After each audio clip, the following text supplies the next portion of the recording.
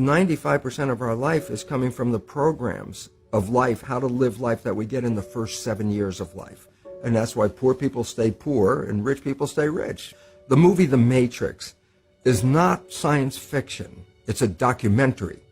Every human, and this is a fact, every human first 7 years is download a hypnosis. The brain of a child under 7 is in a lower vibrational frequency. When you put wires on a person's head, you read electroencephalograph, reading brain activity. A child below 7 has a lower vibration than consciousness. It's called theta. Theta is imagination. Oh, that's how kids play a tea party with mud pies, but to them it's a real thing. A kid rides a broom, it's a horse. That's theta, imagination. Theta is also hypnosis. And the idea is this: before you can become conscious, if you don't have any programs, what are you going to be conscious of? So nature makes the first 7 years. What kind of programs are required to live on this planet? I say, how do you get them? Theta is hypnosis. You just watch. You watch your parents, you watch your siblings, and your community, because you have to learn how many 100,000 rules. Think about it. Just to be a functional member of a family and a functional member of a community, there are rules. Teach an infant these rules. I say, oh, you don't have to.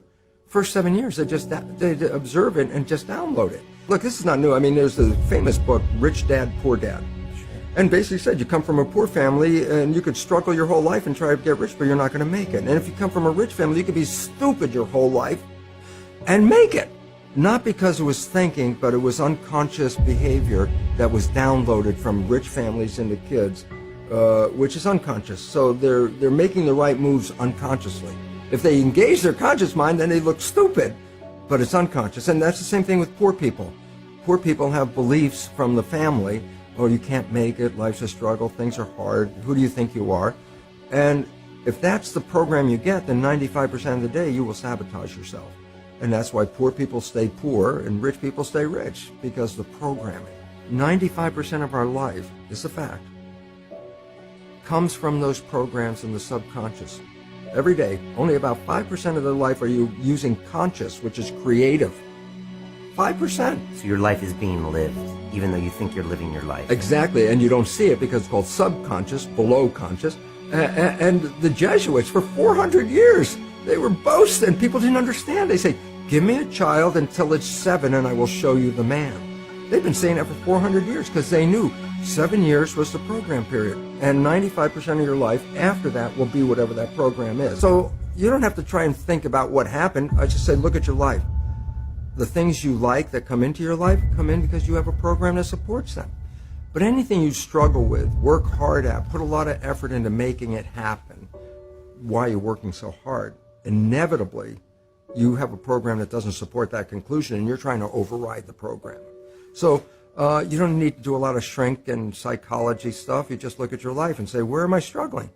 Because wherever you're struggling, inevitably it's a program in your subconscious that does not support that destination you've been looking for. The conscious mind is creative and can learn in any number of ways. Read a self-help book, go to a lecture, listen to this program, and conscious mind's going to get some awareness.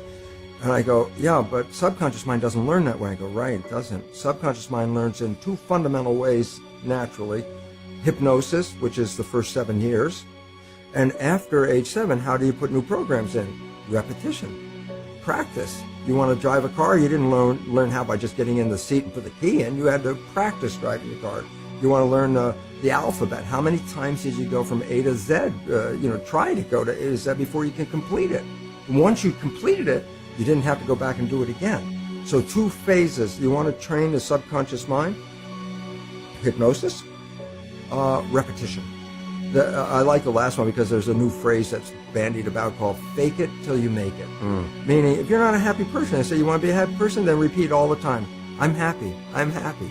I say, well, you don't look happy or anything. I say, no, who am I talking to? By repetition, I'm talking to subconscious. Okay. If subconscious gets, I am happy, and 95% of your life comes from that subconscious, there will be a point once the subconscious got, I am happy, you don't have to say it again. Okay. It'll be automatic. And that's why we see people do affirmations and gratitude journals and stuff, because if you do that daily... It's repetitive, and that's the secret part. Putting a sticky note on the refrigerator is more like a suggestion, but it's not a repetition. So it doesn't work very well. But you have to do, repetition is a habit. It's making habit. So you got to do something religiously in the sense of repeating it to make it work.